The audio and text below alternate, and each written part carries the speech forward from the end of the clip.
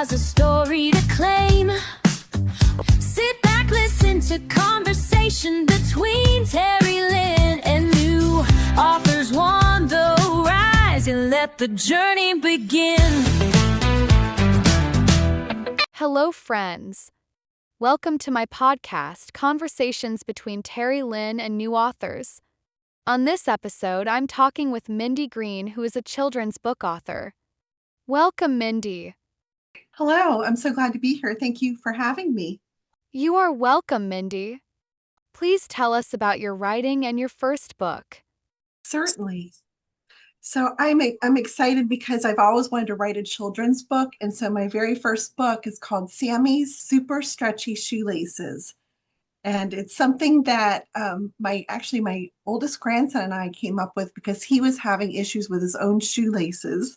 And so we decided to write a book. And he was the one who illustrated it to begin with. And then I thought, you know what, this would make a really great book to share with other people. And so that's what we did. So it just came out in October of this year. And so I'm so excited to have my first children's book. Sammy's Super Stretchy Shoelaces sounds a very cute book. I love that your grandson and you wrote a story. Yes, it makes it so special. And I think that, what I've been reading to different classrooms at his school, at his elementary school. And so he's been able to join me in the different classrooms. And so I think he's getting a lot of what do the kids call it, street cred now. And so he's very excited about being able to come to the classrooms and the different students, when they see him in the hallway, they're like, hey, he's the one who helped his grandma write a book. What inspired you to write children's books? It's something that I've always wanted to do ever since I was a child. And I loved reading, and the library was one of the most magical places in the world for me. And so I loved spending time there reading the books. And children's books are really special because there's so much that you can learn from the illustrations that tell more of the story. And so I thought, that would be a wonderful way to help make this story come to life for the kids who read it. And so that's what inspired me, because I've always wanted to do it. And, here I am in my 50s and I actually did it. So it's never too late. I have wanted to write a children's book since I was a kid, too. Oh, so you know how it feels, yes? Yes, I do. What was it like seeing your story come to life through illustrations? I'm going to sigh on this one because it was very almost unreal to see this something that you have in your head, this thought that you have in your head, and the characters that you've developed come to life in the pictures. And I think that Dory, the woman who was the illustrator for the book, did such a great job. And she asked lots of questions from, like what his hair should look like, and what the eyes should look like, and the shape of the face, and what color clothes do I imagine him wearing. And so she really captured all of those little details that make it so special. And so it was just a really amazing experience. And to see it now in real life, I have to admit that when I first saw the book, I cried, because it just felt like, this is something so special to me, and I get to share it with other people. And she captured it so well. I will need to get Dory's contact information. She sounds like a good illustrator. She is. She started this. She was a school teacher, and then she developed some health issues, and so then she decided to stay home, and she made her. I think she has 3 of her own books, and then she's also helped others create their books as well. So she's not just an amazing illustrator; she's just a really fabulous person, and also a book coach. So she brings those things out for people that you want to consider with a book that you're writing. What challenges have you faced as a new author, especially when it comes to publishing or marketing your book? So I'm going to say the publishing piece was pretty easy because Dory held my hand through that whole process. And so I didn't have to wonder, like, how do I do this? Because she was right there for all of it. And we launched the soft cover, like the paperback version first, and then 2 weeks later, the hardcover. And then we're going to be doing the ebook coming up soon. So that's really exciting. The challenge has been through marketing, and that's just like trying to figure out how to get my book in the right hands. So what I've been doing is going to schools and reading, donating books, and also just letting my friends know. And everybody's been so supportive, and that I really appreciate that. Yeah, there's a lot to learn in this authoring business. Absolutely.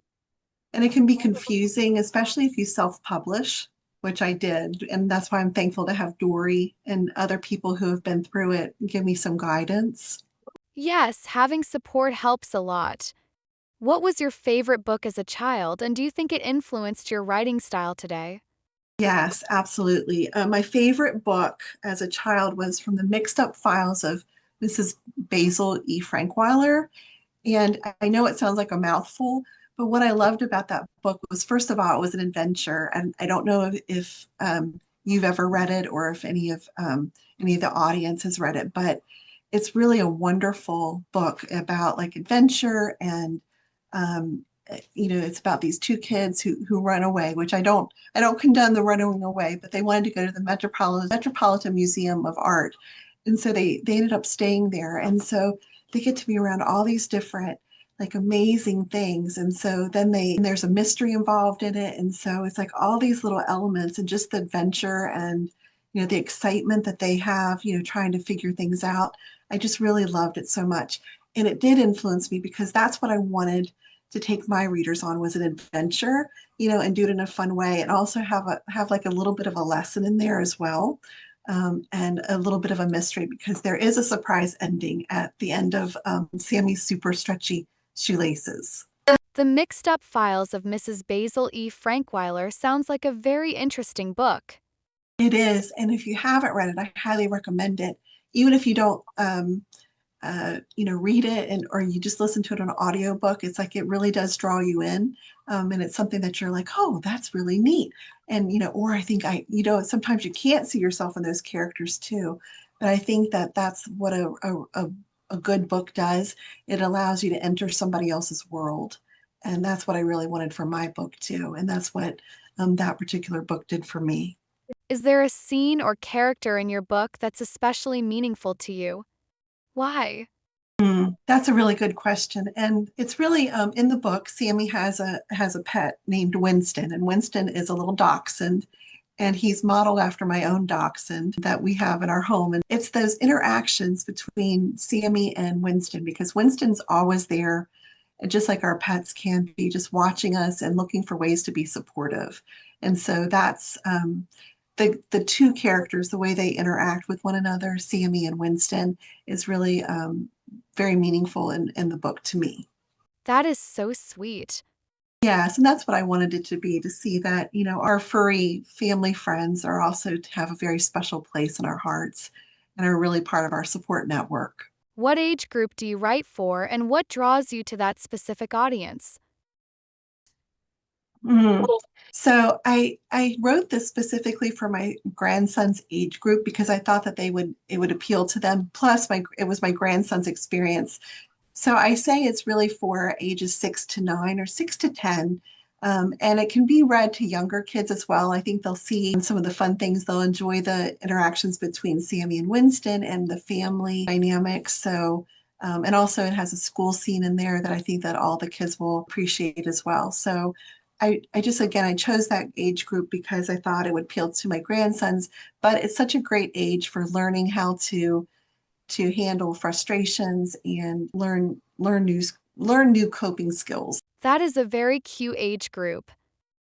Yes, they are so sweet at that age and they're so excited. And one of the classrooms that I went into about a month ago, there were four little girls who sat at the very front watching me read and they just hung on every word. And I felt like, Carrie, I felt like afterwards I could just float out of the classroom because they were so appreciative and so sweet. And they could see themselves in my role as an author coming into a classroom someday. And that's where you know that there's an impact of sharing our dreams, sharing our experiences, sharing our books, because there are kids out there who need that message that they can do it too, no matter what the age. Are there any books or authors that inspired your writing style or love for storytelling? There are so many books, but one of my favorite books, one of my favorite children's books, was a book that I read to my own children. And my mom, who was a librarian, brought it to us. And it's called Gullible's Troubles. And Gullible is a guinea pig. And I think his name says it all. And so he goes on an adventure himself, and then there's a little bit of mystery. So the way that it all came together and the illustrations were just fabulous. And that really inspired what I wanted to do with this book is that, again, that adventure. It seems like a theme, right? The adventure, then the mystery, and just that the kids learn to believe in themselves. And in this case, in Gullible's troubles, that he learned to believe in himself and trust himself. What do you think makes a children's book truly memorable? I think what makes it memorable is that the characters seem real and that we can picture ourselves in those situations. And so I think that when you have that combination of characters that other people can relate to, whether it's children or adults, and you can draw them into that world, that's what makes it memorable. And like I said, with the going into the classroom and the girls were hanging on every word, I know that that's something that they'll remember, and hopefully they'll take with them when they decide to do something special in their lives. I agree with you. A clear message, humor, and well developed characters make really great, memorable books. Yes, and if I look back at my favorite books, then I can see that they have all three of those characteristics. Do you have any advice for other aspiring authors who are just starting out, especially in children's literature? Yes, I certainly do. And first of all, it's great to write a book. And as I said, I'm in my 50s now, and I've written my very first children's book, and it was so fun. And then secondly, your choice of illustrator will make a huge difference. And as I had said about my illustrator, Dory, she did such a great job of bringing those characters to life and Sammy's world to life. And so it made all the difference and made it such an easy, I'm going to say relatively easy, because there's always things that you're figuring out and trying to develop more. But she made the process seamless and smooth because of her guidance. Oh, so yes, I have two pieces of advice. So first of all, the first piece of advice is that it's never too late to write a book. And so as I had shared earlier, I am in my 50s now, and I wrote my very first children's book this past year. And so that's something that we can always aspire to, and it's never too late. And then secondly, finding a good illustrator who can partner along with you is really, really special, especially when it comes to a children's book.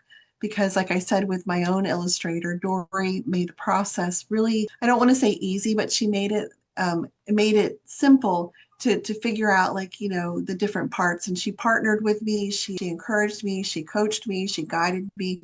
So finding an illustrator to help your book, especially a children's picture book, come to life is really, really important. I second that. It's never too late to write a book. I started writing and published my first children's book in my 50s too. Absolutely. So if you have that thought, or it's been burning in your brain for a while, know that you can definitely do it. If a child came up to you and said, I want to write a book too, what would you say to encourage them? I would encourage them by saying, absolutely, yes, you can. And I go back to that so special time when those four little girls came up to me. And then when I also asked the kids, when I was reading to them in the classroom, I had asked them how many of them had ever wanted to write a book.